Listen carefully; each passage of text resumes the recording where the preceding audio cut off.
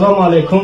من کشور حسین زاده هستم از ولایت مختار کوهستان بدخشان از ناحیه ونج وادی از گلام. من شاگرد اسلام دین داشت هستم. اسلام دین داشت دیم مای از دنیا چشم پوشید.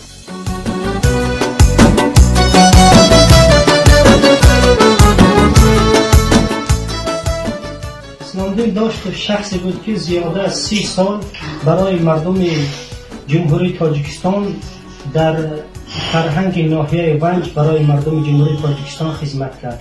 این یکی از آواز ملغوردار جمهوری تاجیکستان بود. غزلسرای جمهوری تاجیکستان بود.